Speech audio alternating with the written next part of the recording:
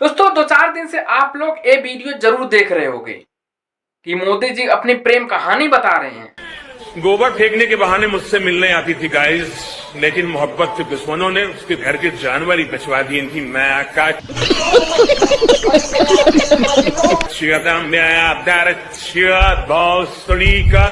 ऐसा हो सकता है किसी देश का प्रधानमंत्री बता सकता है? ऐसा नॉट पॉसिबल है भाई। ये कोई नहीं बताएगा अपना स्टोरी कि पब्लिक मजाक उड़ाए हमारा। एआई ऐसा टूल है ना कि जो नहीं बोलेगा उसको ही बुला देगा एआई, फोटो लगा के उसका भी मुंह खुलवा देगा एआई। ऐसा टूल है भाई।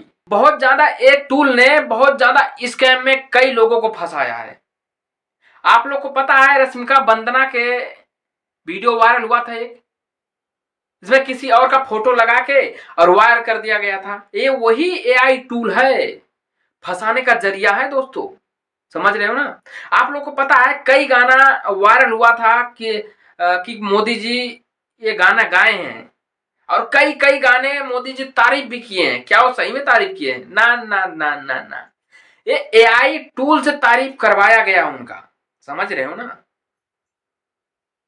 तो आप लोग इस टूल से सजग रहना, यूज करना, बस सतर्क रहना और सावधान रहना, कहीं आप बिना स्कैम में फंस जाना।